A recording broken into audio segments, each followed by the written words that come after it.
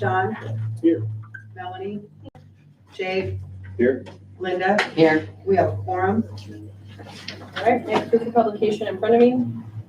Visitors' correspondence, anyone desiring to speak on any item or issue not on the agenda or any item on the agenda that does not include a public hearing may do so, but shall be limited to 3 minutes.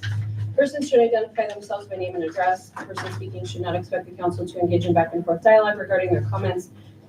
Unless an agenda item includes a public hearing, no person may speak during the business portion of the meeting, provided, however, persons speaking during a public hearing are limited to between 5 and 20 minutes.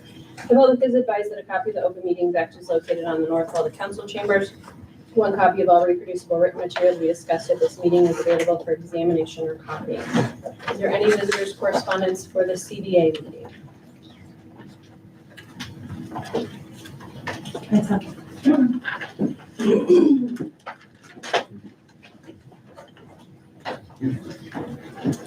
Jamie Hansen, 49 Ginger Woods Valley, 68064. I just want to address you all and say I voted for all 5 of you, all 5 of our current elected officials up front, some of you more than once. And I voted for each of you because I saw evidence that you wanted to do the right thing for the right reasons. I've come to believe that that's not enough, though. Our leaders need to do the right thing for the right reasons and in the right way. In this in the right way part where I feel our self-proclaimed council majority of Hayden, Lewis, and Lewis has fallen short. And as a business owner and a citizen of this community, I feel like that needs to be addressed. Sorry about that. As a business owner, I've been thankful to work in our community and be able to volunteer my time, talent, and resources, including the development of our police department's K-9 program. I love our community, even with our current growing pains, the manganese and the pipes that have been here my entire 23 years, and this latest spirit of division, even with everything we're going through. I recognize that 23 years makes me a relative newbie compared to some of our long-term neighbors. But in that time, I have watched the city tear itself apart 3 times over a bond issue or a merger of a school district and always put ourselves back together. And I'm really hoping that can happen again this time. I've watched deep friendships of 30 years go up in flames over a simple matter of different perspectives, some never to be the same again. And as we meet tonight, as we look at our thriving school district now, we can look back and say, gosh, were all the character attacks and all of the fighting, were they really worth it? But what about this time? The 2 August articles in the Gazette shed a lot of light for me on what's been going on here. It's beginning to make sense how our city has gotten not just to this division, but to the brink of civic extinction. At the end of the day, regardless what happens, we're all still a community, and I pray we can heal from what has happened here. In that interest, I do have some questions for our leadership and especially our council majority. And as we look at the future of Valley, I know you can't answer them in this setting, but I do hope you'll take the time to give some wise answers to our citizenry. And if you can't do that, then perhaps consider resigning because we need strong leaders. So I do have a few questions, and I know some of this might be discussed in tonight's discussion. I really hope that it will. Here are my questions. What happens if Valley loses its insurance? What specific actions of what elected officials have put our insurance in peril? Were the proper legal procedures followed for the retirement and transfer of Sonic to the former police chief? And if not, what should have happened? And believe me, as a dog lover, nothing makes me happier than a happy dog in Sonic. But again, was this done in the right way to protect all involved, including Sonic and the Deemer family? Why are there EEO complaints in play, and are they against the city as a whole or just certain elected officials? What advice of counsel per the city's insurer's comments at last month's working council meeting have elected officials failed to heed? What course correction has there been on your part since you learned of this? Finally, how can you watch and say nothing as neighbors attack neighbors on opposite sides of any of these issues? If you have facts that alleviate some of this pain, why don't you? Even if there's been a violation or mistake of some sort, why not say I'm sorry? I'll learn and I'll do better. What ownership do you take of your behavior in the resignations of 2 strong employees? I really believe everyone in this room is my neighbor, and everyone in this room cares about the future of our city, even if we have different perspectives. As my mentor, John Maxwell, says, everything rises and falls on leadership. So my question for you is, how do you plan to help us and get the work of the city done moving forward? We don't need leaders that are perfect. We need leaders with integrity that want to do the right thing for the right reasons and in the right way. Thank you. Exactly 3 minutes. Thank you, I practiced. Thank you. All right, anyone else who would like to speak? Yeah.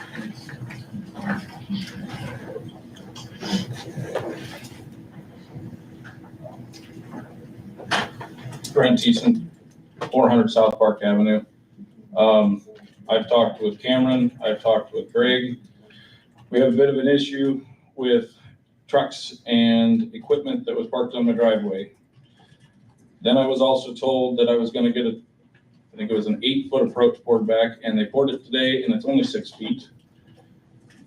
I guess what I'm looking for from you guys up here is some kind of guarantee that my driveway is gonna be fine for the next X amount of years. And I don't know what that X is, but some kind of years that there was no damage done. I guess I don't know what the answer is, or does it just need to be repaved? I don't know if there's true damage. Nobody else does. Nobody has x-ray vision. They can't look underneath my driveway and see if they move something. Valley lives on a bed of sand. And last time I checked, we were talking about the pool at one point in time, and we were told, you know, pipes are buried in sand and they move. So what's a probably roughly 13,000 pound machine that drove on my driveway? What's it do to 4 inches of concrete? That is my problem, and I would love to hear from somebody regarding this situation, because the people that I have been talking to are now leaving this office. So I guess I don't know where that leaves me standing. Do I need to get representation to move forward on this issue, or can the city help me out on this issue? So that's where I'm standing. Thank you. Craig, can you follow up on that? Thank you. Anyone else? Okay. Move on to the You got approval. one more. Oh, and one more too. Okay. This will be fun, back Teeson's. Jim Teeson Jr., 7506 North 285th Circle. I'll start with the pool. I've talked to a couple of people on the Legion board today. They're willing to, with your help, to move the batting cages closer to the ball field, which will free up a tremendous amount of area down there. Will help us to find property that we're thinking we don't have room for. There is room to do that. Driving through the park after these last few days of rain, I don't know what these little ponds we got down there, what their purpose was. But if you don't realize this town's flat, it doesn't drain. So when you build ponds, they're not gonna drain. There's been kids playing in that. If anybody has a pool in this town, they gotta have a 6-foot fence. We have nothing to protect kids from staying out of those. You need to get something around them, or something bad happens down there, who's gonna be liable then? And thirdly, today I measured your back of your building here today. You got approximately 4,500 square feet back there, not counting what the height is. You can go 2 levels if you need it. Or you even consider spending $12 million on a city hall, when this city needs a lot more things done. We need to look at this. You can move everything back there. You could turn this all to one big city hall if you had to. So when we have these meetings, we got this many people here that are concerned what's going on in this community, you'd have room for them. So it's time for somebody to figure out. I've done it for the last 45 years. I've done heating, air conditioning work. All we do is go to these old buildings, remodel them. That's a lot cheaper than building. That's why they don't build new ones, they're remodeled. So the 3 of you I know that care, let's make this happen. Stop that city hall from coming in, and let's do this if we need that space. You have more than enough room. It will work perfectly for the community we have now. 20 years from now, if we gotta do something different, we'll do it then. Right now, we need to worry about right now. Anyone else?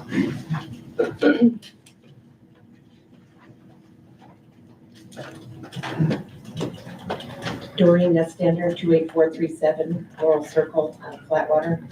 I have an observation that I want to bring up, and Jamie just brought up a lot of it. The strife going on within our community, and all the Facebook posts were horrible to see. I voted for each and every one of you, and that. But there are some things that came up that concerned me, and one of them started with a guy named Ryan Hansen.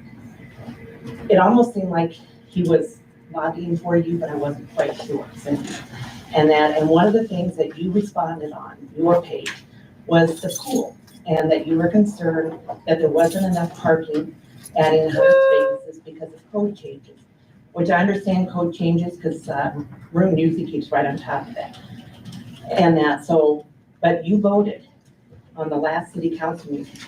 You voted the deciding vote to go against adding 200 plus cars onto West Valley, but you didn't think twice about the safety of that. But you're thinking about the safety of that same neighborhood, same street, with adding only 100 cars. So that was my complaint, is that kind of took me back.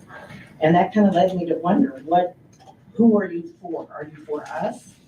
Or are you for, just building whatever you can?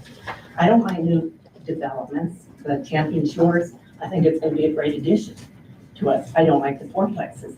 I've heard rumors they're coming out. That would be great, but I heard it's just a temporary because we have too many people speaking up against it.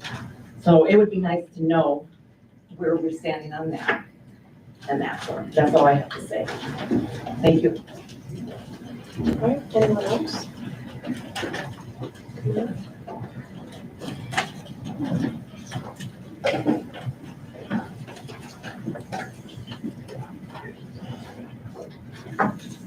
Wendy Dean, 207 North Spruce Street, Valley. I just have two quick things. One thing, I want the pool in the park. It keeps our small town atmosphere. Number two, I'm not necessarily against a new mutual building, government, this building, because we need more room for businesses to come into town. And if we move this, these spaces would become available. And we do have people who want to open businesses in town. But the buildings that are here, the owners will not sell, they will not rent, they will not fix up. And nothing seems to be done about it. We're in Douglas County. I know we do different rules because we're considered second-class town or whatever, but it should not be. We only have 2 blocks. We need to make what the best we can. And we have people that want to come in and open businesses here. So doing some ordinances, some new ordinances, or enforcing what Douglas County does, I think would be really beneficial to the town. Thank you.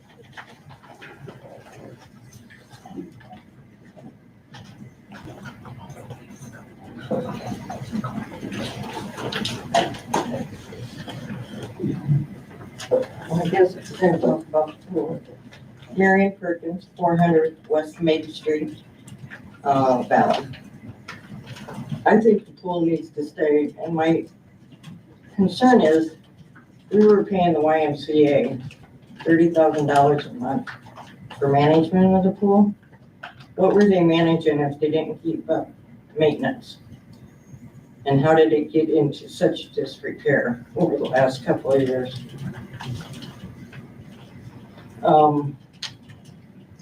I watched the kids come in and out Robert Park, Timber Shores, because they have no place to go.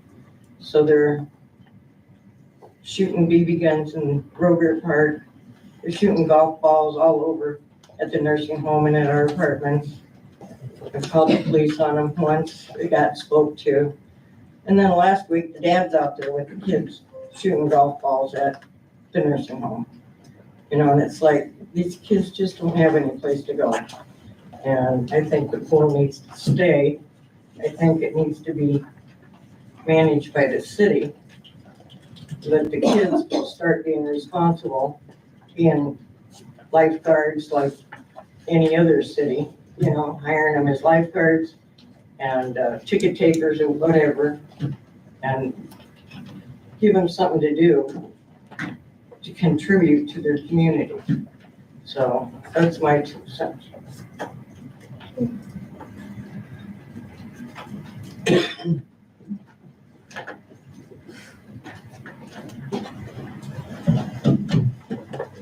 Good evening. Ryan Keart, 314 Southwest Street. Yes, not Southwest, Southwest Street, Nebraska. I do have a couple of questions as well regarding the park renovation. The first is regarding both plans, the one to move the pool to the Y and one to keep it here in town. If the plan is to keep it here in town, I'm a regular dog park visitor. It seems to me that there's been a problem with staffing levels at the pools, and I was wondering if the city council had a plan to address those staffing levels. I see one of the advantages of moving into the Y as hopefully there would be more lifeguards available. At least that's my understanding of it. And the second is I noticed that the proposed route would cut a number of the mature trees out of the dog park. And I was wondering if there were any plans to provide shade structures for some of the people inside of the dog park fencing. For instance, I noticed that the amateur baseball field is slated to become a parking lot, and I'm wondering if there is a plan for those wooden dugout structures. Thank you.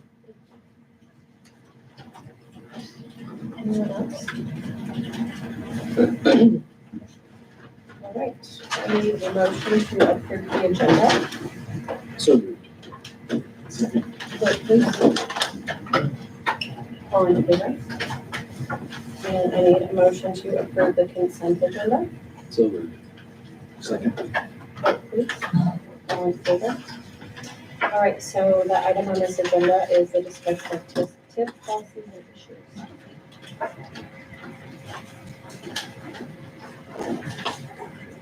Oh, I can't hear it. Jeff Farnham, City Attorney, 220 North 89th, Farnham, Griffin. Originally, we were going to be talking about a redevelopment plan for Champion Shores tonight. As some of you know, one of the things that's been discussed is in their TIF ask is a $2 million contribution to the cost of the pool. So we've taken a look at that, and I have some questions about whether that can be done, and if it can be done, what is the best and proper way to do it. Typically, in a TIF benefit, it's a TIF eligible cost, and the expenses within the what's called the redevelopment area. It's within the subdivision that's being developed, or maybe it's a lift station or a utility, a public infrastructure utility, just adjacent to it. People have said to me, well, Omaha does it all the time, and I've looked at some things in Omaha. They have a voluntary TIF contribution by a developer, which is different, and they have a whole procedure with a lot of things that they have done to set it up for the streetcar. They passed a thing called the Urban Core Housing and Mobility Redevelopment Plan, and then that slides into splitting the TIF payments between the TIF project and the streetcar in the area on either side of the streetcar, I think within 600 yards. So they've done a lot of things to set that up. Again, I have some serious questions about it. We want to make sure we do it right. I'm not telling you can't do it, but we want to take a look at it. I'm going to consult with Mike Rogers, who helped us with the LB 97 issues in Catalina, and he's an expert on this sort of thing, and see what he thinks about it, and then we'll report back. But again, we just want to make sure that we can do it, and if we do it right. So that's what we're doing. Okay? Okay, anybody have any questions for Jeff? Okay, thank you. Thank you. I would entertain a motion to adjourn the CDA meeting. So moved. Second. Vote please. All in favor? All right, we will move on to the regular meeting. Chrissy, you good?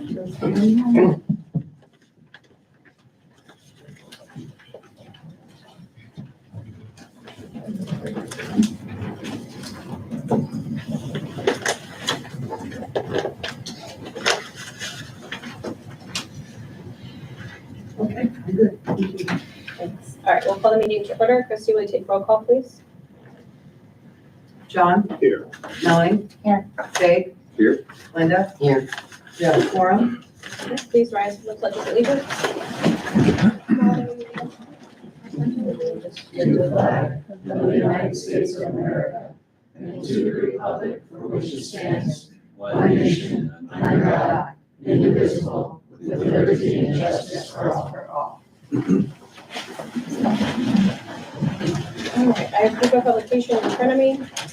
Visitors' correspondence, anyone desiring to speak on any item or issue not on the agenda, or any item on the agenda that does not include a public hearing may do so. This shall be limited to 3 minutes. Persons should identify themselves by name and address. Person speaking should not expect the council to engage in back and forth dialogue regarding their comments. Unless an agenda item includes a public hearing, no person may speak during the business portion of the meeting, provided, however, persons speaking during the public hearing are limited to between 5 and 20 minutes. The public is advised that a copy of the Open Meetings Act is located on the north wall of the council chamber, and one copy of all reproducible written material to be discussed at this meeting is available for examination or copying. Is there anyone else that would like to speak tonight? Visitors? Okay. I would entertain a motion to approve the agenda. Okay. How's everybody? John Masters, 111 West Whittingham Street. I've been to the council a couple times to talk about the disrepair of my alley. street trees, sidewalks. And despite taking the recommendation of the council, the mayor, nothing ever seems to get done. So I just wanted to say, after first time I approached council, I believe it was like 5 years ago, talked about the potability of the water, talked about the disrepair of the sidewalks and how there was actually city code dictating how it's supposed to be taken care of. Not really getting a straight answer every year about how to deal with the trees that are out in front of my house. That, I guess, are the city's trees, but now I'm responsible for the maintenance of them. Went through some process with the arborist. I had 2 arborists say they needed to come down, but at the end of the day, I think it was the maintenance manager that made the decision to take only one of them down. So I really haven't made much progress, so it'd be great if I could get some help and get some of this stuff taken care of around my property. Thank you.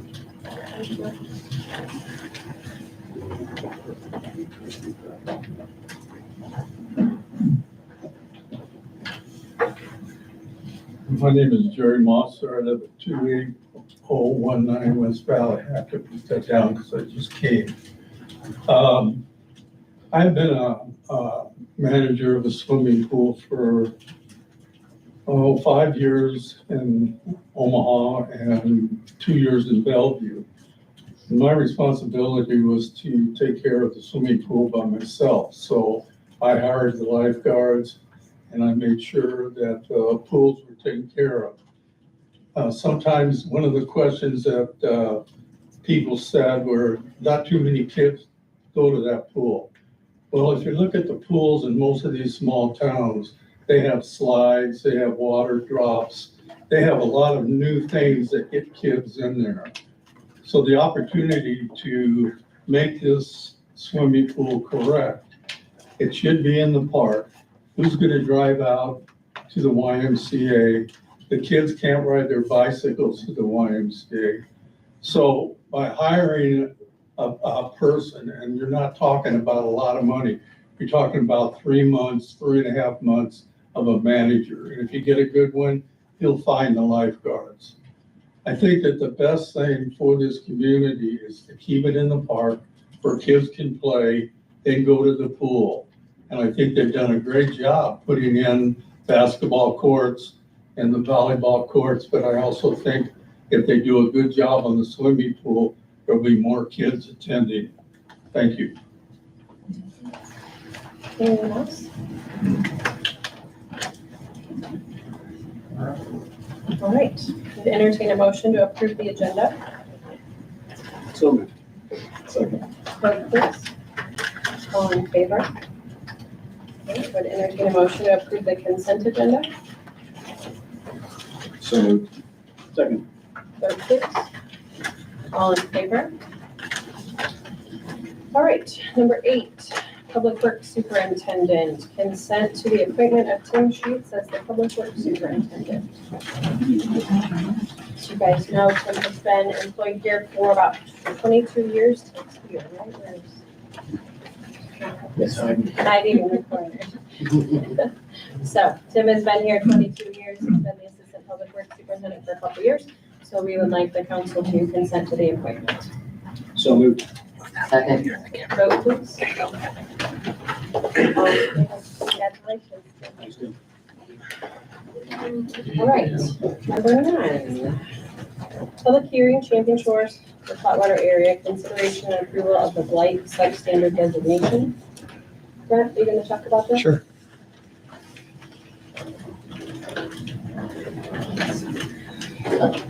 Evening, Brett Beller, 1144 West Center Road, Omaha. Thanks, everybody. One thing I'm going to say real quick before I talk, because I think it's important for everybody in the general public to know, every single one of you I've met with. You've spent time outside of your normal jobs to talk with me. And a lot of people don't understand the amount of dialogue that goes into these types of projects. That also goes for Jeff and Andrea and Rune and Cameron and Cindy. There's a lot of back and forth on these big projects that come before your city. None of you take it lightly. I appreciate that. The development community appreciates that. This is my third large project in your city. And I appreciate that.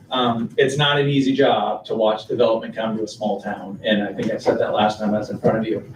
But if you do it in the right way, it protects existing citizens, brings dollars into your city, and provides opportunities for new residents as well. So I just thought I'd say that because I heard some of the residents that before. So I think it goes with saying that you all spend a lot of time on these projects. Okay, this Blight and Substandard study is for Champion Shores. Just for edification purposes, remember 182101 is the Nebraska state statute that promulgates TIF for communities and cities of all different classes. The first step in that is to do what's called a blighted and substandard study. Those are buzzwords in the state statute. We didn't make them. They sound terrible. It's not. It's just what the statute says. Once you designate an area as blighted and substandard, that creates a redevelopment area.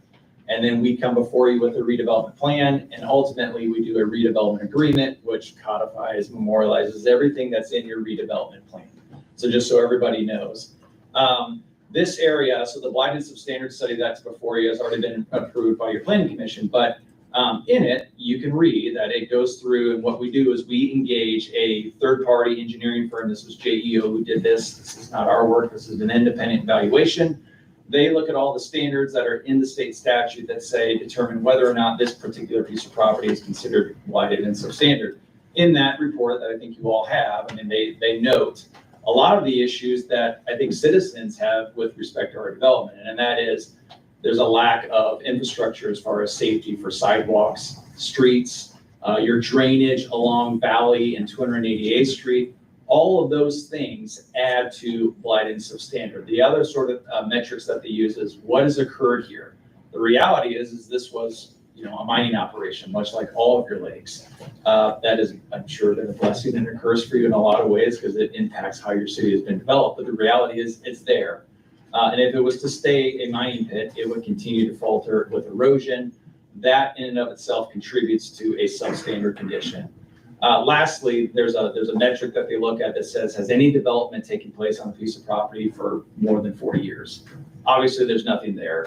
So the recommendation, the conclusion that report says is this area is considered blighted and substandard.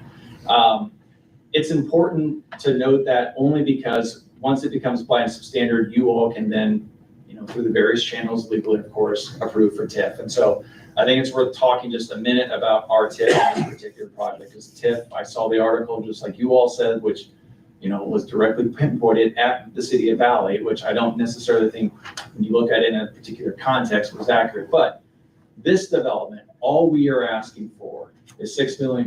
That's going to be the ask. Of that, $4 million goes to true public improvements. This is not going in the developer's pocket. This is not offsetting any sort of costs that are not in the benefit of both the residents within our development and then residents outside. So we're talking about the trail system that we all talked about.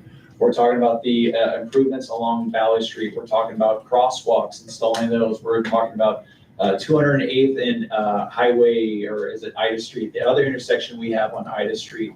We have the sewer connection on 288th Street. You have a $600,000 pump station. All of those costs benefit us, but they also benefit the other residents of the city of Valley. And I think that's important, only because TIF gets a bad connotation. We have so there's TIF eligible expenses, which are defined in the state statute. We have upwards of $29 million of TIF eligible expenses. We could come to the city and say, hey, we'd like $20 million, of which is $9 million that the Hymans have paid in acquisition costs. That would be money going back to offset their acquisition of this property. We're not doing that. I think we have been clear from the minute we came before you. We're not looking to enrich off of TIF. We're using that money for true public benefit. And the reality is with TIF, cities can grow properly. And that's why I started with, I don't envy you in the sense that your city is growing. It's coming. Development is coming. To say you just don't want development, this is my opinion, and I'm biased, but you hurt not only the residents with failing infrastructure, but you also hurt your property tax bases. So if you have infrastructure that's failing and you need property tax dollars, the best place to get those property tax dollars is from new development. Our development, I think I said this last time before you, we will day one probably come into the city with $500 to $1 million per year in tax revenue that comes back to you all. And that's just a simple calculation. You have a 36 cents levy. If you build $1 million house, that's $3,600 a year that comes back to the city per house. Multiply that by 140, 160. That's where I got that number. Obviously, that number's more if you build a $2 million or $3 million house. But the reality is that is how cities grow. We pay capital facilities fees. We pay water fees. We pay sanitary sewer fees. We pay park fees. All of those fees go back to the city to offset other infrastructure that's here in the city. Lastly, Jeff touched on this, and one of the things we would like to do, if we can do it, is we want to give $2 million back to the city of Valley for whatever we can actually give it to, whether it's, Linda, you and I spoke last time about, the wastewater facility or the sanitary sewer issues, and you can use that money for that. I've heard a few people talk about your park. Great idea. That's what we want to do. You have a good city attorney. He knows what he's doing. I trust Jeff. I know Mike Rogers well. We will try and figure out the best way to do that. But that's how that's how cities can benefit from TIF when done right. So I say all that only because TIF gets a really bad name. I saw the article. I understand what was done in the past, but you are managing a city that's growing. And so to do it right, I feel, and again, I'm biased because I'm asking something from you. You got to have some sort of incentives for developers to offset those true costs that bring no value or no actually income to the developer. Those are some costs as far as public improvements. So with that, I'll stop talking. I'm over my 5 minutes, but I'm here for questions, obviously. Does anybody have questions for Beth about the Blight study? Sorry, about the Blight study. Brent, just so I'm clear, and I think hopefully others are clear as well, the ad valorem tax here, when you look at this, the incremental increase in our tax revenue is about $157 million from a tax base standpoint, which your TIF ask is about 3.5% to 4% of, correct? Correct. So our future, very, very conservative valuation out there is probably 162 million. Good. The one thing to keep in mind too, John, is a lot of people don't realize this, that the existing property tax dollars on that piece of property now, they go to all the taxing jurisdictions. Your schools, your city, your fire, everyone's still getting their money. It's just the incremental value increase. Our projections though, this is why the other thing that people forget is a lot of people think that this is gonna be 15 years that we're getting rebated property taxes. That's not true. Our amortization schedule that I submitted to you all, this thing pays off in about 5 or 6 years. So it's a 5 or 6 year investment by the city of Valley that you will reap the benefits of for perpetuity by all that valuation that comes on. So a $4 million investment for 162 million or 200 million, whatever the final valuation is, that's the investment by the city of Valley. Thank you. All right, I will open the public hearing. Anyone that wants to come speak to the public hearing, please come up to the podium, state your name and address for the record. Anybody want to speak? Okay, I will close the public hearing then. Is there any other discussion or questions by the council? Is there anybody from JEO to go for this here? No. Did you ask a question first? I just like the general summary from JEO. I didn't know if somebody's going to be able to talk about that or not. I can answer, Jake, if you'd like. Could you just give me a general overview of this Blight study? So by JEO. Yeah, do you have the Blight study? I'm looking at that. Okay, so maybe I'm not understanding the question.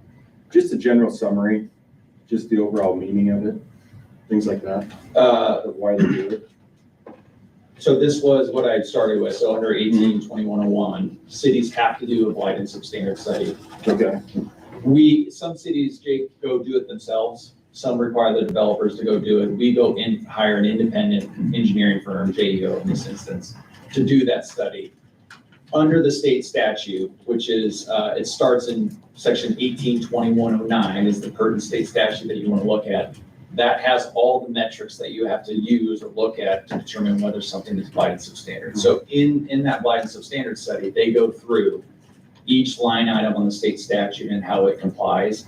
But in essence, the lack of sidewalks, the lack of infrastructure, erosion in those ditches along West Valley and 288th Street, the fact that this was a mining pit for 40-some years and erosion will happen if there's not some sort of improvement to that. The fact that I think there was 4 structures that are actually in that area. They're all well over 40 years of age. And then there's been no new development on for 40 years. All of those metrics, that's what the independent analysis does. And so in that Blight and Substandard study, it says all this. And then they obviously give a conclusion that says, based on all the findings that we have in this study, we determined that this is blighted and substandard under, Nebraska State Statute 1821. And so it looks like then that there's some property outside of that, like the Champion Shores. There is, I think they drew a boundary down. I forget the gentleman's name. But there's a property on the south neighbor or something. Yeah, the southeast corner. That property's in there. Just because of the age of the structures, it helps the Blight and Substandard study when they say, okay, neighboring properties also contribute to this. Okay. It doesn't mean those people, it doesn't affect them, it doesn't change their property taxes, nothing like that. Okay. And one of those structures you have pictured didn't make it through the storm last week. Oh, it did? Oh. There you go. Even more blighted. Okay. No, thank you. Sure, no, thank you for that. I have a question. We already closed the public hearing. Okay, any other questions or discussion from the council? I'll entertain a motion to approve resolution 2025-27, which is accepting the blight study. Vote please. 3 in favor, 1 against. All right, number 10, Champion Shores, consideration and approval of pre-development cost agreement. Are you talking about this? Andrea Griffin, City Attorney's Office. This is a pre-development cost agreement. This is an agreement that we do with all new developers that come into the city. It is an agreement where that developer funds an escrow account, and that money is then used to pay Greg to do the design work on the development, and then also to reimburse the city for legal expenses that have gone towards this development thus far, and also any sort of internal, time and fees. That's what this pre-development cost agreement covers. You can see it in although the attachment on here is the attachments. But regardless, the cost agreement has a list from Greg of all the different costs he estimated on his design work. So you can see engineering design fees, sanitary sewer, water distribution, street sidewalks, and then a general catch-all for legal fees and city review costs. So that's what this agreement is doing. We just asked for a motion tonight to approve that agreement and authorize Cindy to execute it on behalf of the city. Happy to answer any questions. Can you just confirm again, just so everybody's clear on this, the developer's paying for this. This is the agreement that just says the developer will pay for it and reimburse the city. Correct. So what this is doing, passing on the design fees and then the legal expenses up front here onto the developer. They actually fund an escrow account up front that then the city pulls on to make those payments. Okay. Anybody have any questions for Andrea? Just a little further clarification. This area is within the city. It's not going to be a sanitary improvement district. So I'm not sure this is on. So the developer will be funding the costs of the development. He's got a TIF ask, but the developer is going to pay for the infrastructure and the costs of developing the property.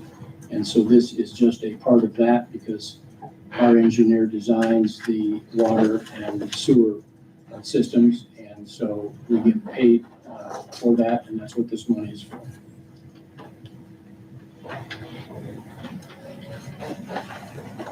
Any other questions for Jeffrey and Graham? Okay, I would entertain a motion to approve the pre-development cost agreement with Champion Shores. So moved.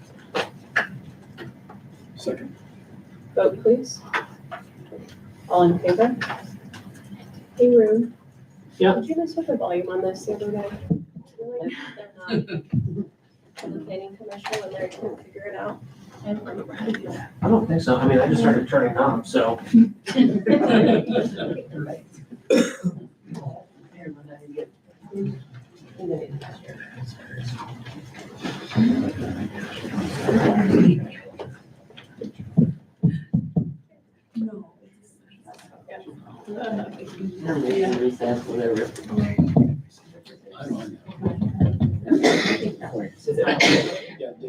yes.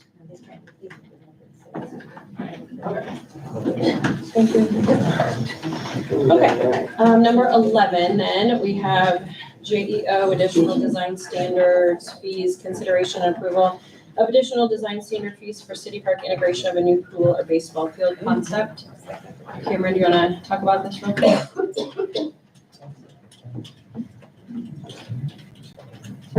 Just a brief update on what this is on the agenda.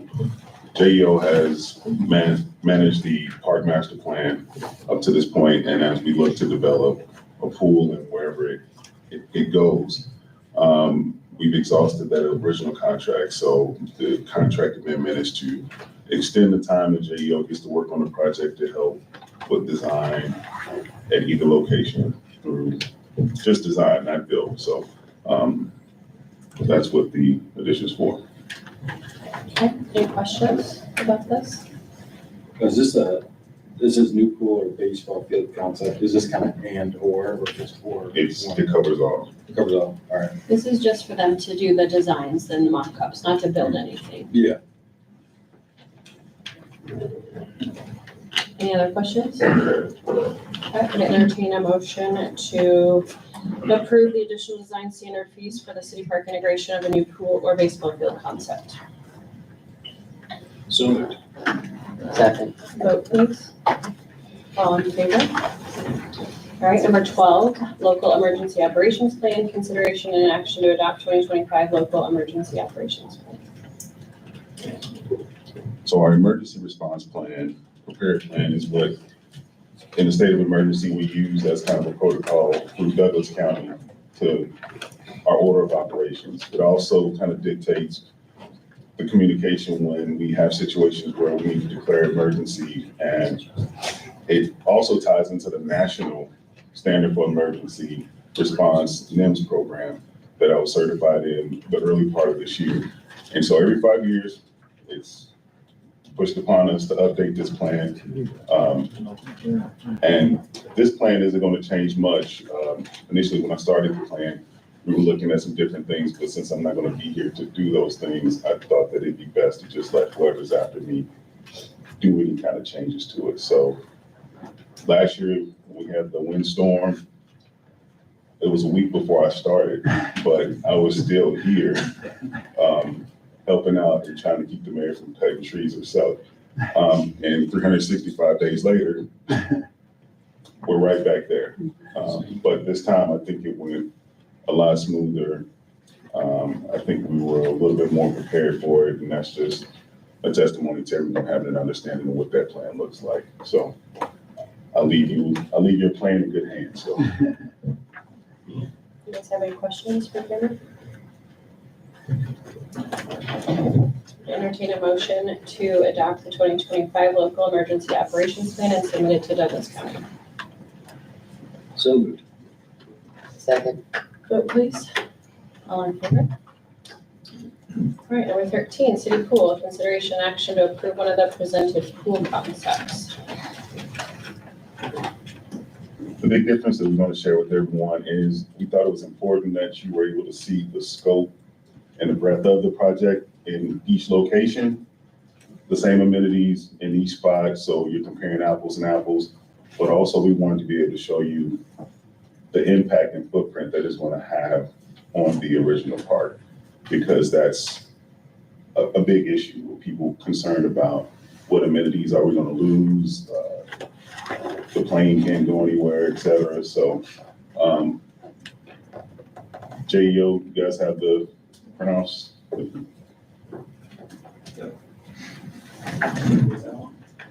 These are the two concepts that are on the agenda, as well as this one on the top, which shows just simple line work from what is currently existing in City Park, along with what was part of phase one, and the potential impact that grading may have if that same kind of footprint of the pool house and the pool with that zero entry piece, the lap lanes and kind of the smaller lazy river that are shown currently kind of on the YMCA site and in the city park site, how that would impact the existing city park kind of layout.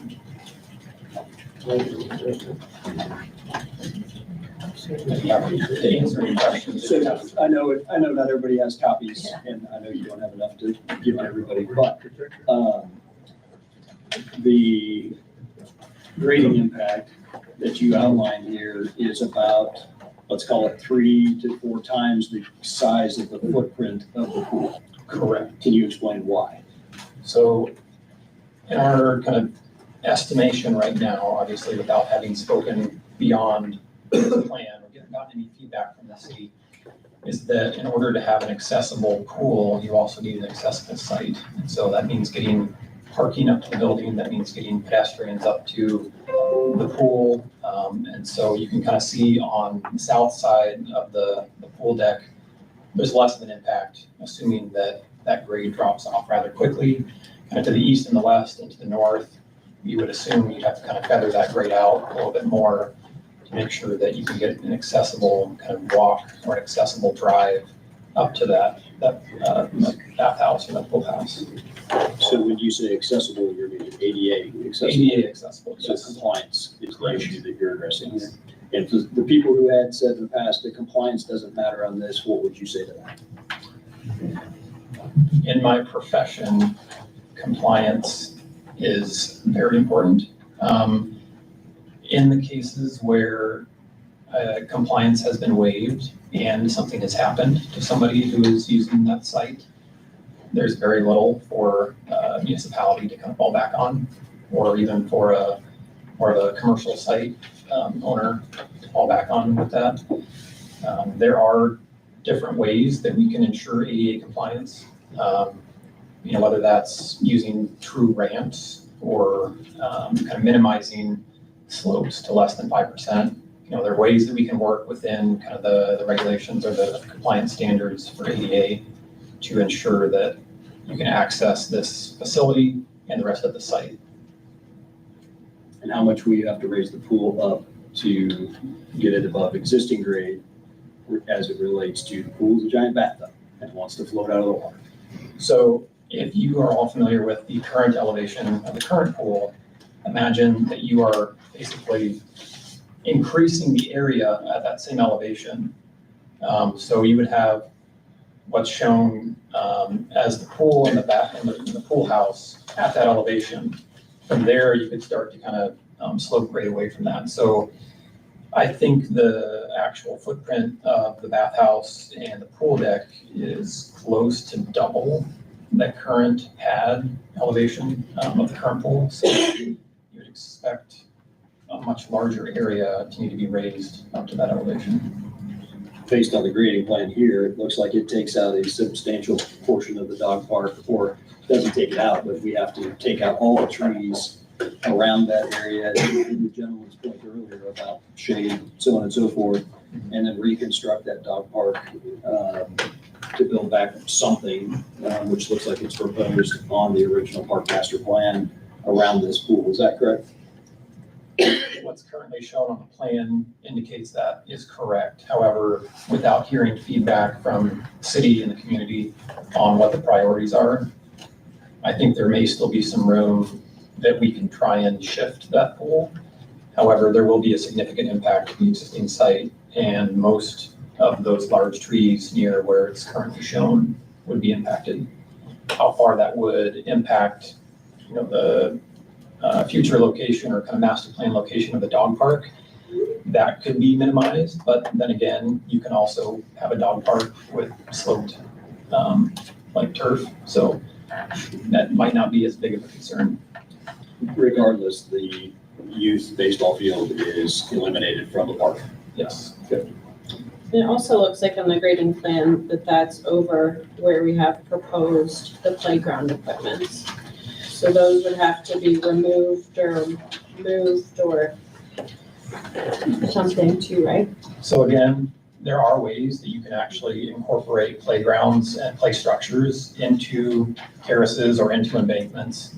Actually, I think that's kind of a very popular play style now, is embankment play. So there are ways that we can work with what's currently there and what could be in the same location as that playground, to work that in with where the pool is shown on this plan.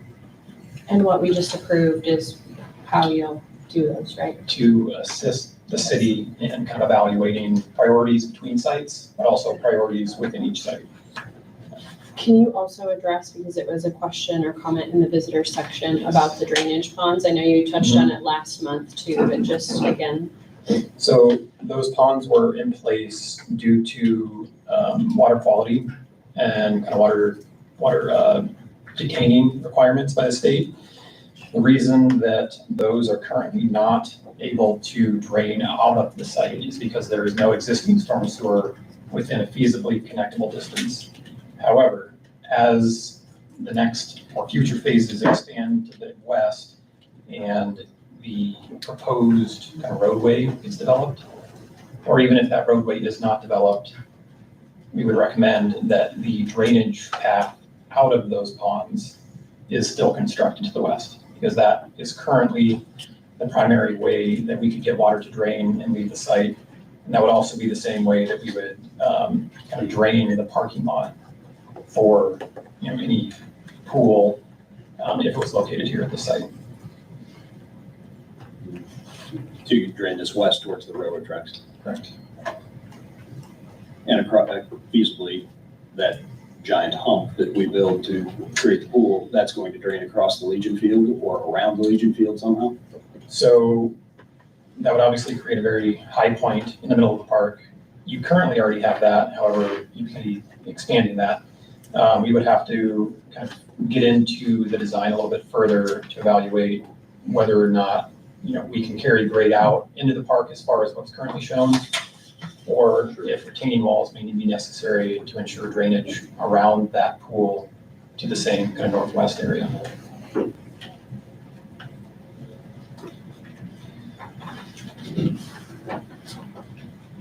What other questions do we have for Jonathan?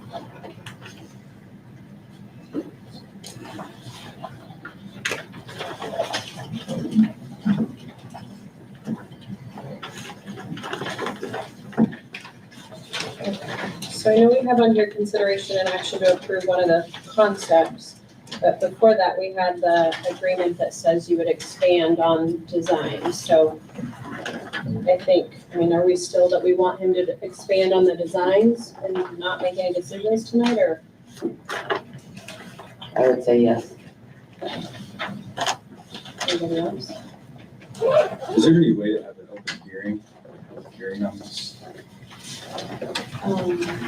Just for ideas, just gives more of those citizens the opportunity to give a little bit of their say. Yeah, so, they can talk at the beginning of the meeting like they did. This isn't something that would qualify for a public hearing. Okay. We also have the results of the community needs assessment for what we used initially to do this. So we just encourage people to continue coming and talking at the beginning. And we had talked last night, you guys were all welcome to do your own types of surveys or something to get more input from your constituents as well.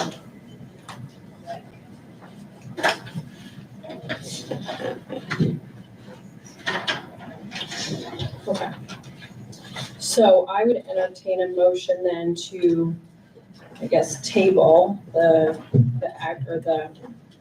agenda item that is to approve one of them while we wait for the additional designs to be done by JEO.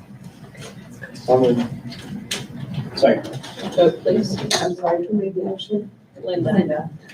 Thank you. All in Who favor? seconded? John. Thank you. Thank you. Nice job. Thank you. Okay, number 14, building and zoning, consideration and approval of retention of signal security services for Valley Code Enforcement Services. Okay, so to give you guys a little background, at least the last 2, 3, 4 months, I've been filling you in on code compliance, and it's kind of been a ongoing situation for probably the last 2 years. I've been here for 4. The first 2 years were a lot of just figuring out what was going on, and then kind of establishing code compliance, and then realizing that most other jurisdictions, code compliance is handled through the police department or through something, right? So in previous talks with the previous police chief, and then Bobby and I have talked about, wherever he is, Bobby, about code compliance moving forward. I didn't have the bandwidth, and since my last day is August 22nd, I definitely won't have the bandwidth to do code compliance. So I met with Signal. I had gotten a tip from Christy that a couple other smaller jurisdictions were using them to do junk vehicle, tall grass, just regular code compliance stuff, in which case they come out once a week and they're here, so they are gonna take over. I'm just giving you guys a little background and you can ask them whatever questions you want. They drive through town once a week. They get a list of things that they find. They send it to us to verify that it is in fact a compliance issue. Whoever says, yep, here's 3 that people sent in from the city. Please write them a letter, follow this boilerplate letter that I've created. It covers 99% of the complaints. They just highlight different sections. It has our code that we amended back in last year, or maybe 2 years ago in August, maybe last year, August. That sounds about right. Andrea's shaking her head, so I'm on it. They'll highlight certain sections that are pertinent to that complaint. They will send it out certified mail. They will track to see if it's picked up. They will be the contact for the constituent, for anyone who wants to know where said complaint is at. If the person who got the complaint sent to them either does not respond or fails to correct within the week, 2 weeks, then it gets escalated to Bobby and his crew, and they follow the misdemeanor route for, mainly most complaints are nuisance, most. So before Signal comes up, do you have any questions for me? Okay.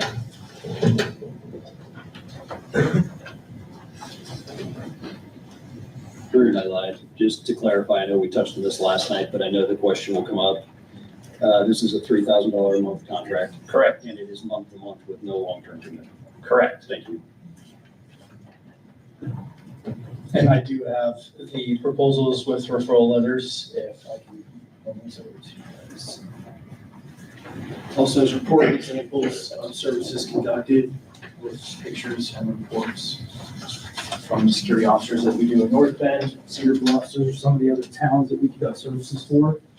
But I am with Signal Security. My name is Nathan Ridedown, 7025 South 177th Street, Omaha, Nebraska.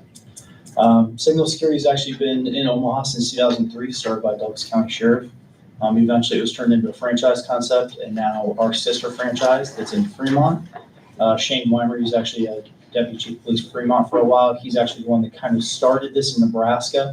There's definitely a few other signals out there in other towns in Florida, Texas, Arizona that are currently doing this for some towns, and they are just helping out with code enforcement, helping out the city building inspector, and providing detailed photos, reports, and information so that there's an unbiased look at the town and any issues that might be arising, and then we document that and obviously send out those letters. Signal of Omaha is actually going to do a little bit more than that on the administrative side, like Room was talking about, and actually sending out some of that certified mail, giving us warnings. So, yeah. Any questions? Do you guys have like the same person that does it? Yeah, especially for this kind of role, this is going to be one of our courtesy security patrol officers, supervisors. That person is going to be consistent throughout month after month. And this will be able to be dialed back, increased based off seasonal needs, things like that. So and we do that with every client we have, month to month. Will Valley citizens be able to contact this person? Absolutely. Yeah, so there will be, basically, it's similar to what we use for our tenant flyers. So we do Midtown Crossing, with the County Housing Authority and Douglas County as well. We provide tenant resident flyers with that information that will also be on the boilerplate letter that you guys have created so that they can reach out to us. And we will be the recipient of those phone calls, emails, allowing more time for the residents to be able to maybe fix something and then get back to them. They'll have the extension form that I created, because sometimes, I mean, with complaints, with nuisances, as you guys know, not every complaint is made equal. Maybe someone's out of town, maybe they need another week, maybe they need, again, Signal would handle that instead of, well, me or my replacement or whoever that may be. They would kind of handle that, and they would work with the person who got notified. Hey, I need another week. They say, hey, great, sign this extension form. That way we've got you saying you're going to do it. We'll come back 2 Sundays from now. Vehicle's still there. Great. Now it's going to the police. So they would handle that, which is why we had many meetings. We had at least one meeting with Bobby there as well to make sure that Bobby was looped in. The last thing I wanted was to look like I was stepping over the police. That's just trying to take a little bit off of them, and they would still get involved when the fines, misdemeanors came out and we had to escalate. Obviously, we don't ever want to do that, but unfortunately, it happens, so. But Signal's willing to work with the residents. Absolutely. Yeah, absolutely. But just to clarify though, you still work with us in conjunction with our codes. Like you guys still make sure that the residents are maintaining how our codes are. Correct. Yes. And that's where them sending that list, they might send hey, I'm trying to think of something that might look like a complaint, but isn't. But in that case, someone could review it and say, hey, actually, we don't have this in our code. It's not an active violation. Ignore this particular one. And with the same person coming, eventually they will start to know, okay, I understand, junk vehicle, no tag, missing tires, they'll be able to start kind of, obviously these things take a little bit of time, but it should be pretty quick that the things they're sending. And of course, it goes both ways. If we add something to our ordinances, if we see a problem arising and the ordinances get changed, they can start looking for additional things or stop looking for certain things. I mean, it's a back and forth relationship. So we have also conducted ride-alongs with the current services that we're doing in Cedar Bluffs and North Bend to learn from that franchise and be able to spot those things better and then conduct the training for the officer. It might have been said last time, but how many hours for that one day? Yeah, so anywhere from 3 to 5, depending on the time that it takes for the officer to do it. There's not really going to be any rush or anything to it. We want to make sure that we take our time and patrol the entirety of the area. Really, that's a good thing because it just also gives an organic security patrol vehicle that's pretty bright and loud, patrolling the whole city. So, organically, that's a good idea. But outside of that, then we have our administrative hours back in our office where we'll then be putting the letters together and then getting those out. Tracking them, someone calls, hey, I got this letter, and they'd be keeping all that in track. Yeah. So it wouldn't have to happen here. So I have a question. So in the case that would go to a citation, a misdemeanor citation, okay? And let's say they decided they wanted to contest it, okay? I assume that would your employee go to court and testify then?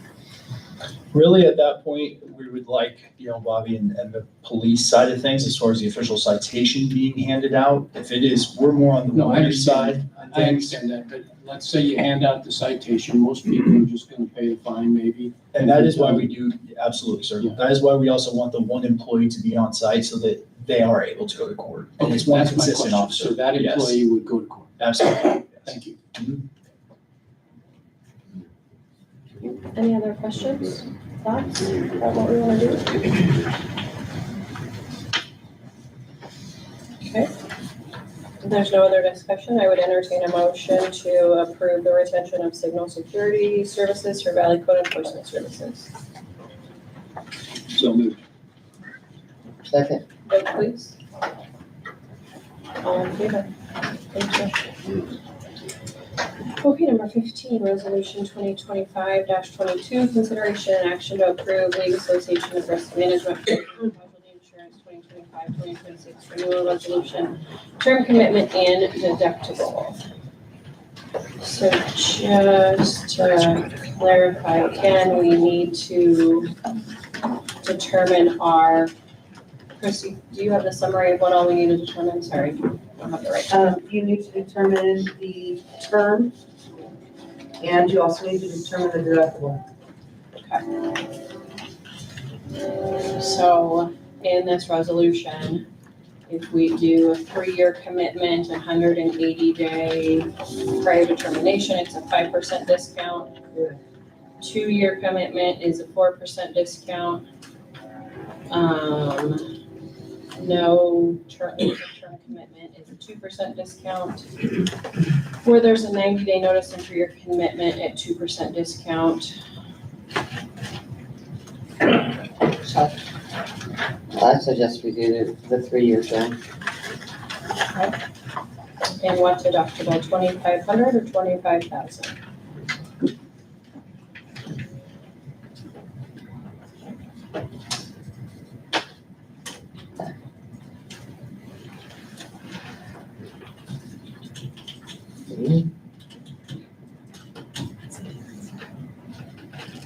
The discount for the 2,500 deductible, is that right?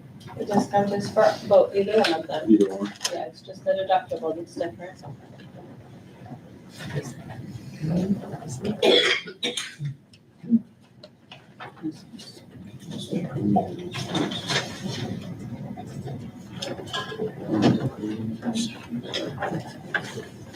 So did you have a recommendation on the deductible? Or are you making a recommendation on the deductible? I have not made a recommendation on the deductible yet. If you want to jump in there, please do. Melanie, in your questions, you asked that this be held over for this meeting, so you could talk to Clint. What did you discern from your questions from him? It was more of a dialogue than it was questions. So I don't really have anything to report back. Well, we also do have the option of doing nothing, and this auto renews, is my understanding. Correct. Okay. 4% discount would still apply if we choose to do nothing. The auto renews for a 2-year period. So, to me, it hinges on, and really what Clint said, as he and I talked, Clint's the alarm representative that we spoke with, that came and spoke to us. He emphasized multiple times with us as council members over and over. He said, listen to your city attorney and do what they tell you to do. And so I think it depends on if we're, as a council, willing to do that. If we're willing to do that, I think that this absolutely makes sense to try and do it at the $25,000 deductible, save ourselves some money, and go from there. But if this is going to continue, if this pattern that we've developed is going to continue as a council, this is going to be ridiculously expensive. So I think it really hinges on our actions more so than the proposal that Clint gave us from Laura.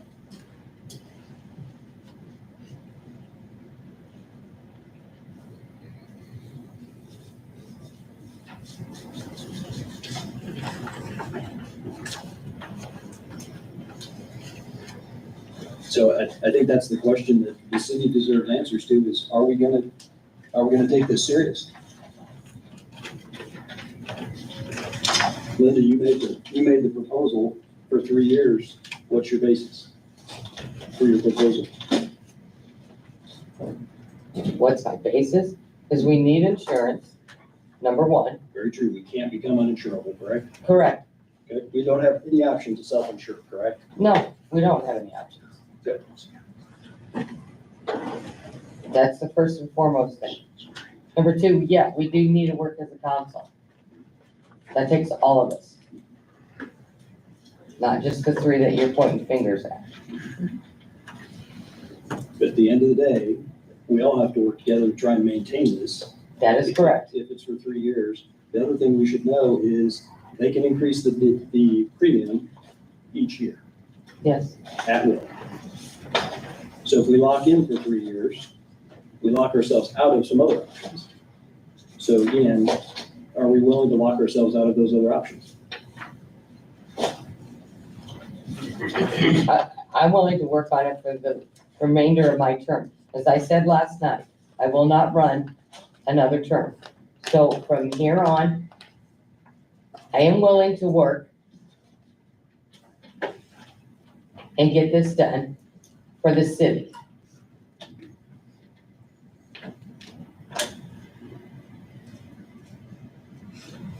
What's your recommendation, Mr. Park? Well, obviously you need insurance. In light of possible claims against the city in the future, there could be more litigation expense. So, I mean, I think first and foremost, you need to lock in the 3 years. I'm not sure we know what's going to happen with some of these claims against the city, where they're going to go, whether they're going to get resolved, whether they're going to be in litigation and incur more costs each and every year. So it's kind of up to you with the deductible.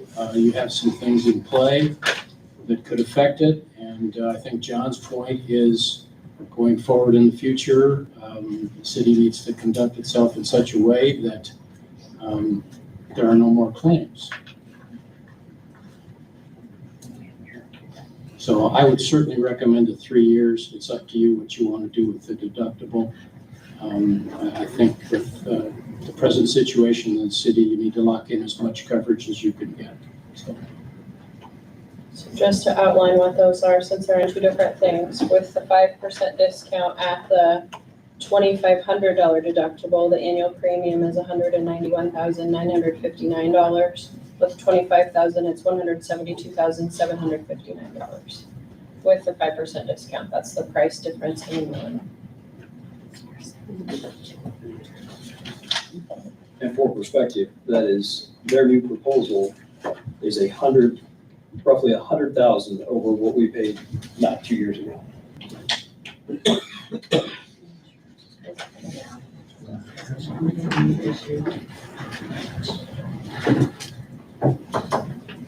The insurance has gone up everywhere. Yeah. Is there another recommendation or a motion on the table for a determination on the turn and deductible?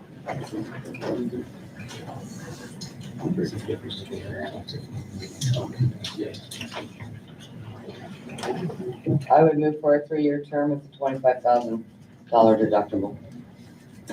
Okay, is there a second to that motion of a 3-year term and a $25,000 deductible? So just recognize that the difference in premium payments between that and the 2,500 is about 20 grand a year. So we're gonna save 60,000. So if we have 3 claims, we lose in 3 years. A little over 3 claims, but Well, then, John, you put out a motion. I'm just making that, you have a live motion. There's a light motion. Is there a second on that motion? Okay, that motion dies for lack of second. Is there another motion on the table?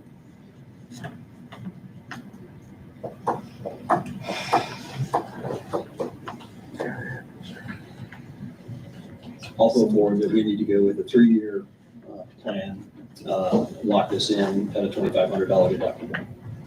As we look at this, the cost of $60,000 savings that we could absolutely realize is weighed against the risk of 3 claims over 3 years. So I would put that motion out there. Is there a second to that motion? I'll second. Okay, vote please. All in favor? So is approved, Christie, 3-year term with $2,500 deductible. All right, number 16, resolution number 2025-28, consideration and action to approve a policy regarding the purchase of uniforms and standard equipment by the city for its full-time police officers. Chief, did you want to speak on this at all? Sure.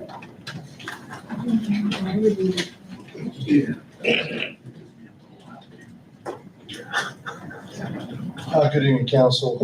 So the way that it was set up before is that we were giving each officer basically $1,400, split up between $700 in their paycheck at the beginning of the year, and then they had basically a $700 account that Lori kept track of all the full-time officers with. So what I'm asking is to take all that money that we're giving them, and we're just going to put it in a pool that we have at the police department. So if they need uniforms or whatever they need, they can come to me. We'll get it invoiced. They can go down to Great Plains or wherever they're going to get it from, bring me the receipt, and we have it basically a line item. The reason behind it is we need to make sure that the money we're giving for what we're giving it for is actually being used for that. Now, I've gotten uniform allowances all my life and military in the 20 years I was in the military. And I usually got about $1,000 every year, and I look forward to that. And I not once used that money towards my uniforms. It was always bills or whatever. So that's what I'm trying to do, is I'm trying to make sure that we have an account for that money that we're giving out. So that's what I'm asking for us to do for the police department. Basically just taking that money, putting it in a line item that we have, and then we'll use that to replace equipment, duty belt gear, and whatever else the officers need. Any questions? Is that that's 1 year, $1,400 for 1 year? For each full-time officer. Just full-time. And there's just, they go, or do you go to the clerk or whoever it is, and then as almost like a credit, they pay $500 for boots? Right, so manages it that way. yes, sir. So what they'll do is let's say they need replacement boots. They'll come to me, say, Chief, I need to get some boots. I send them down to Great Plains, or if they go to Galls, they'll just bring me the receipt. Great Plains is really good because they already know to just send the invoice straight to here. We have an account with them, and they'll just send the bill straight to Lori, and I don't even really actually see it. She'll invoice it and everything. But if they do need something, I could either use my credit card, my city credit card, I can buy it, and I can just expense it back to Lori through the normal way we spend money through the police department. So they won't have to pay for it on Nope. their debit card? Right? Not a dime. They just come to me, tell me what they need, and I'll order it. I'll take care of all that stuff for them. Any other questions? Okay, I entertain a motion to approve resolution 2025-28, approve a policy regarding the purchase of uniforms and equipment by the city for its full-time police officers. So moved. Second. Vote please. All in favor? Okay, number 17, resolution 2025-29, consideration and approval of establishment of policies and procedures regarding capital assets, management of account and accounting policies and procedures. So this is really something that we've already been doing. Lori has been working with creative planning and land for the past couple of years coming up with this. We have been doing it when we moved to this different accounting policy. We just need to formally adopt the actual policy. Karen, do you have anything else to add to this since Lori wasn't able to be here? No, you're ready to Lori. Okay, do you have any questions? So this will be incorporated in the municipal code? No, This section? No, this is a policy. Outside of that, it's not an ordinance, which turns into our code. Perfect. Okay. Entertain a motion to approve resolution 2025-29, the establishment of policies and procedures regarding capital assets, management, and accounting policies and procedures. So moved. Vote please. I'm sorry, who seconded that? I did. Who made the motion? Jake did. Jake did. All right. Ordinance number 38, amendment to section 52.050 and section 52.053 of the City of Valley Municipal Code related to water shortages and water conservation. So the updates to this are changing a definition of what we consider odd and even. We had originally, when we put this code into place, a couple of years ago? 2 years ago? 2 or 3 years ago? We had done odd number addresses with odd number days, and we found out this year that it doesn't work with people's sprinkler systems. And so changing the definition to be odd number of days as set days. I think it's Tuesday, Thursday, Saturday, even the other ones. And then the other aspect of it is changing it to, instead of being hinged on the actual water shortage and being reactive to it, we want to have a proactive ordinance. We're just doing these restrictions every year from May to September so we can help control the flow of water. As we know, that big surge of water is what causes the discoloration. So we want to be proactive and just say from May to September, end of September every year, we have these conservation measures in place. That cover everything? Okay. Any comments or questions about that?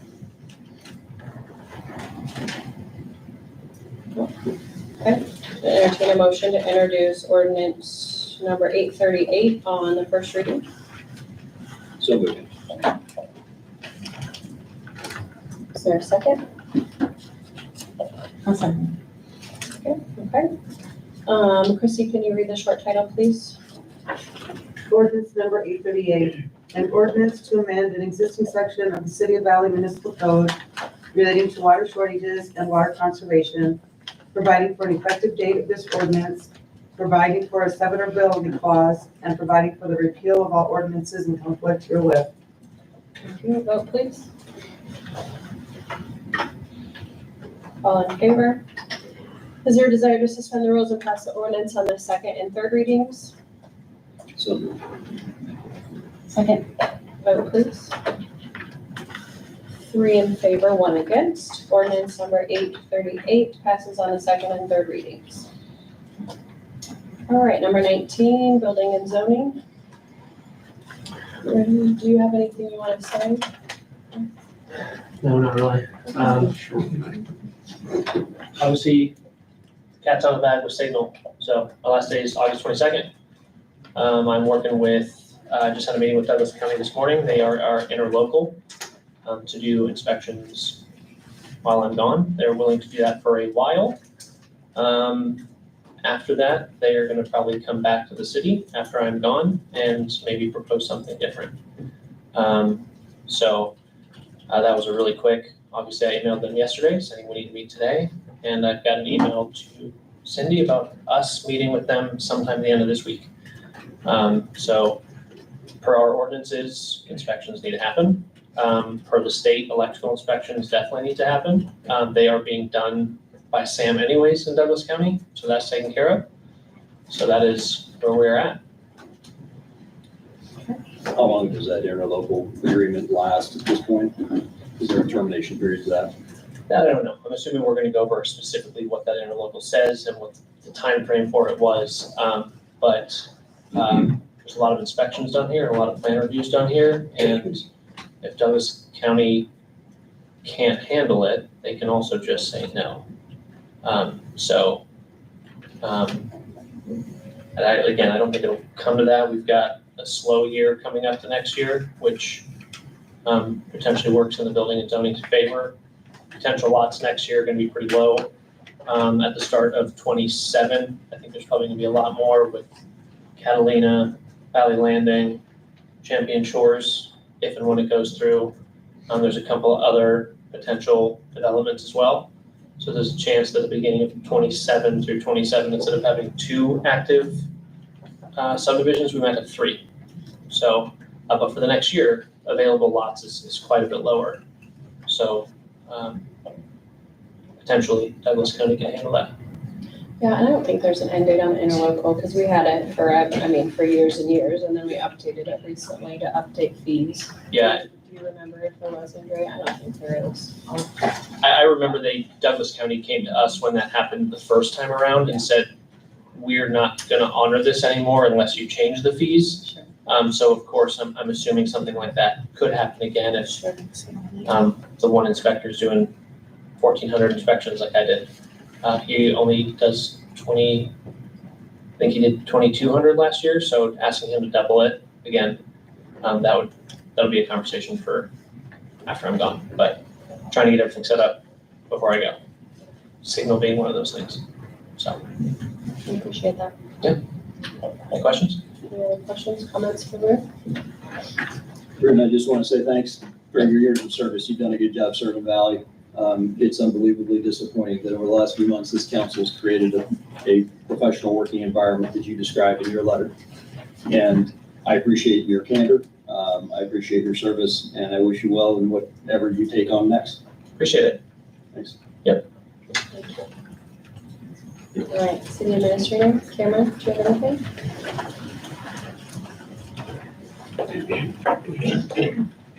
Mayor and members of the council and citizens. A year ago to this day, I stood here as, well, a year would have been a 6, but that's neither here nor there. Roughly a year, I stood before you guys with a budget that was pre-made. I saw it through. I learned a lot from a lot of you.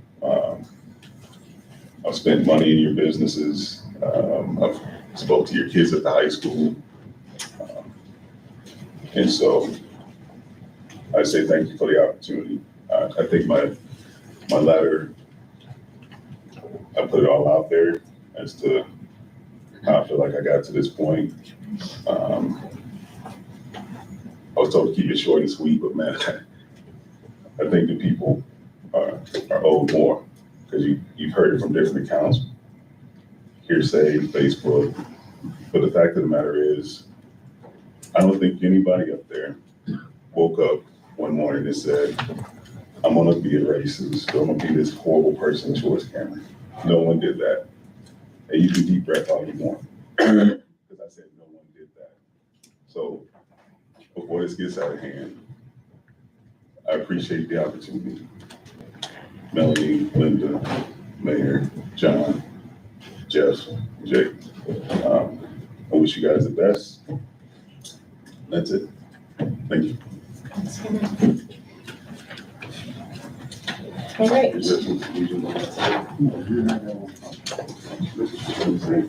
All right, number 21. All right, guys, that's enough.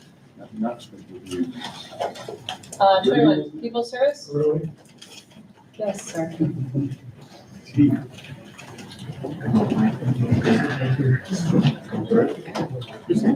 Mike Adair, People Service Inc., Region Manager of 207 East Winter Street.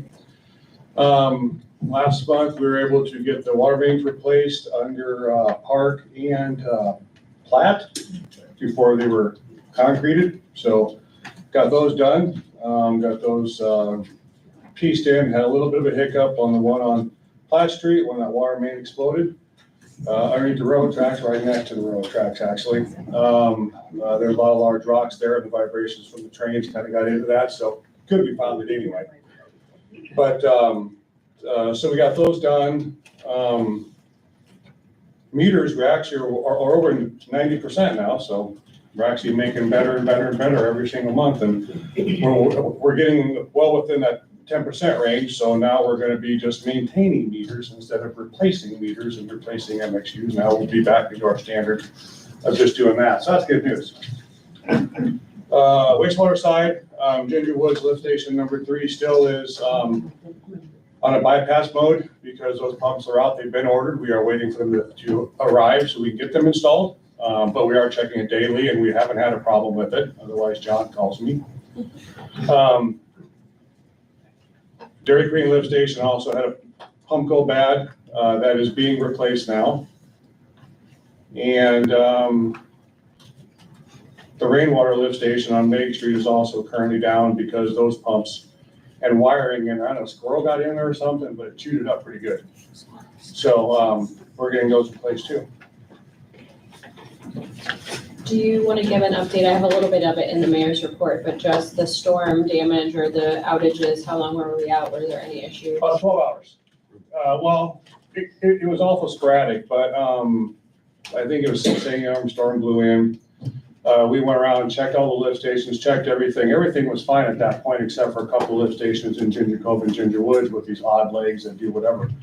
Then about 1 o'clock, we lost power to the plant, to Meg Street lift station and to Mallard Landing. So that obviously caused some problems, but by 10 p.m. all the power was on. We did not miss a lick, so generators kicked on as they're supposed to and went rather well. I mean, it did, thanks to, Cameron communicating with OPPD as he does to, get in there and get them fixed. We got them prioritized and we got them fixed within 6 hours. I mean, that's impressive for the power outage that they had, because Waterloo was out, Riverside was out, there was a lot of other people out. So, yeah, it was only a 12-hour day for us, so that was pretty good. Any questions for Mike? Really? No question. Thank you very much. Thank you. Greg? I'm gonna be now.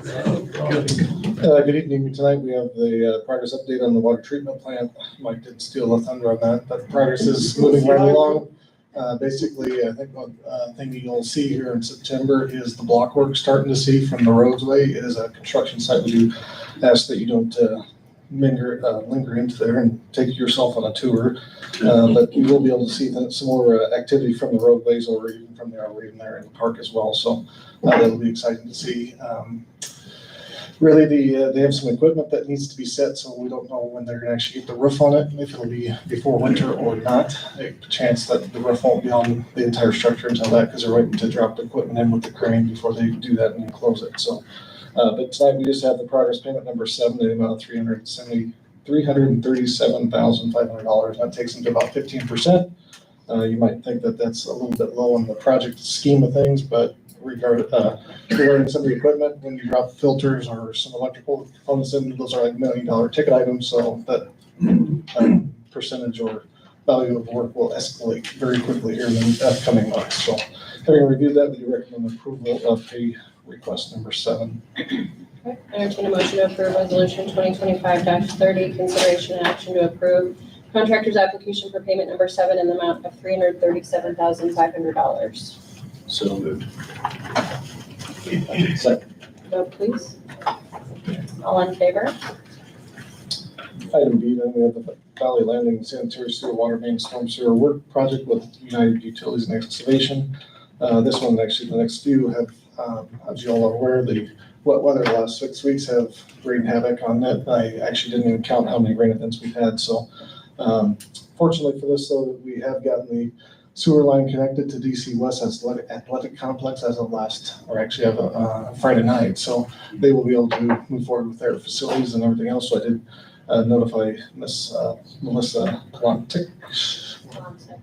Yeah, so she was happy. Of course, MCL was happy too. So that was a struggle the last month to get that wrapped up. But tonight we do have pay rec number 2 in the $54,859.33. That again, that's just a progress pay request that is reimbursed by the developers for the public infrastructure improvements, and we do recommend approval of that in their pay app amount. Entertain a motion to approve resolution 2025-31, consideration action to approve contractor's application for payment number 2 in the amount of $54,859.33. So moved. Second. All in favor? Item C, then, the water main replacement, Mike touched up, this is the Park and Plat water main replacement project that we did for the, coordinated with the street work that is ongoing as well.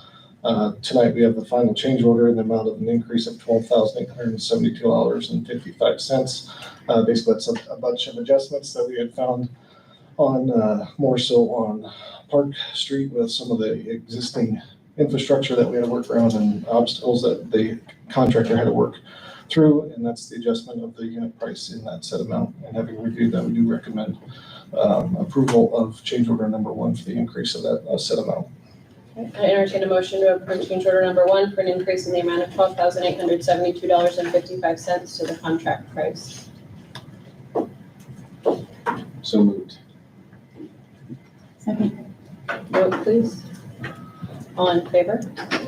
And then correspondingly, we have resolution 2025-32, which is contract payment number 2 to Verba Construction, the amount of $114,454.63, and that's just the final payment to them for the work completed and project ready to be closed out for those 2 segments of water main replacement. Okay. Entertain a motion to approve resolution 2025-32. Consideration action to approve contractor's application for payment number 2 in the amount of $114,454.63. So moved. Second. Vote please. All in favor? Item D then is the Park and Platte Avenue paving improvement projects with To the T construction. Tonight we just have the second progress payment. The first one was basically they repaired all of the water main breaks from last winter, this spring, or May, I guess. This is really for the work completed on Park Avenue over the last 6 weeks, month. They're actually looking to wrap that up, hopefully by the end of this week on that stretch. And then they will be out of town for about a week and then be back on Platte Street to get that block paved as well. So tonight we just have progress payment number 2 in the amount of $158,044.05. Greg, I have a question. Sure. And it's just because of talk amongst the residents that live on Park Avenue there. Was rebar put in? Because I was told it wasn't. Basically, we do rebar down the center line joints and then also along the construction joints that abut different pours.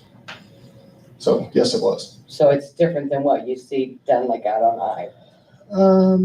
Yeah, we don't do dowel bars that the highway does, and then we don't do any type of gridded rebar that you would see like on a bridge construction because it's not a structural slab.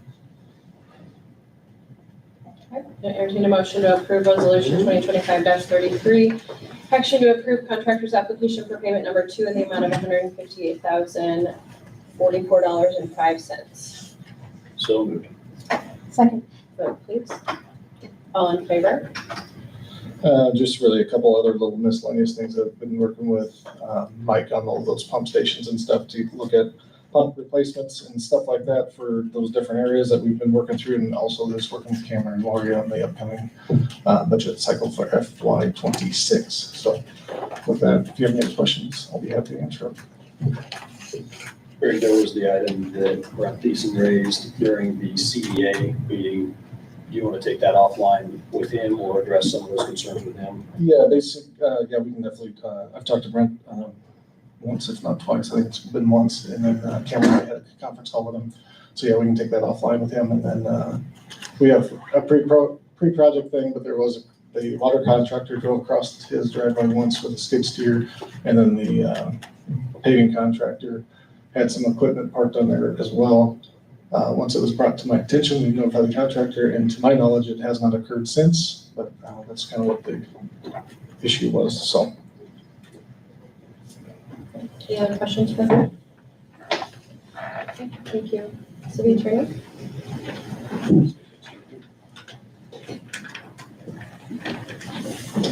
I don't have much. As I told you last night, I was on vacation quite a bit in July. We've been working on Champion Shore and working with Brent Dollar, as he mentioned, normal zoning matters.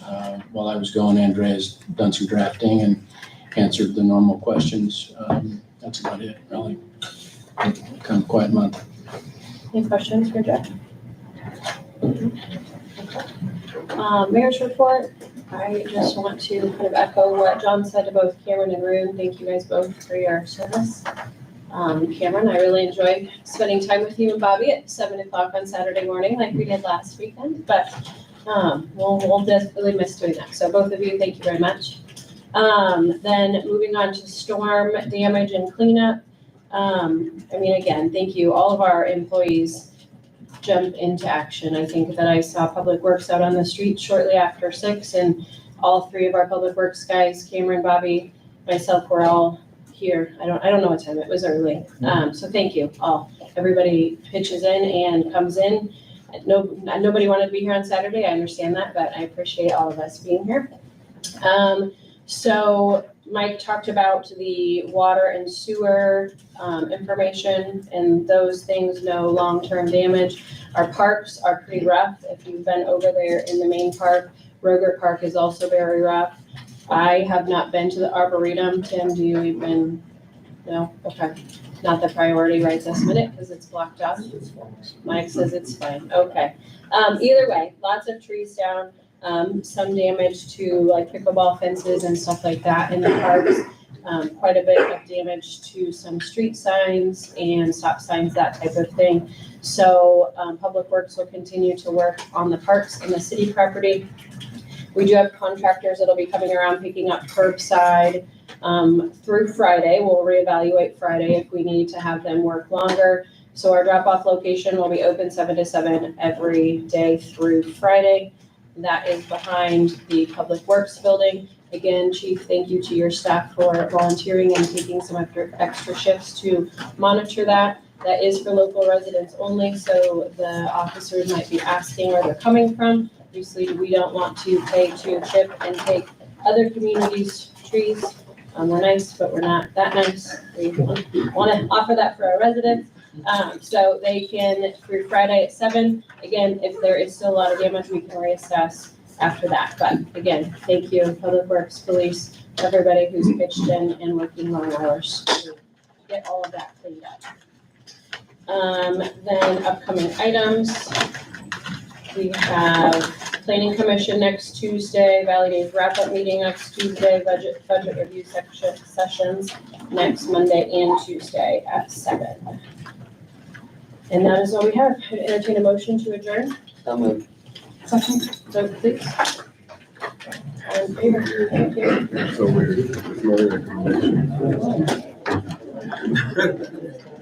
and there's nothing like a roll call vote. Right. Yeah.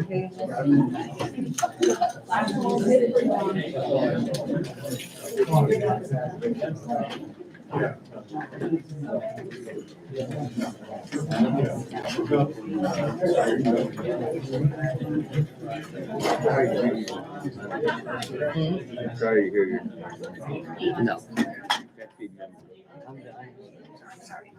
I actually had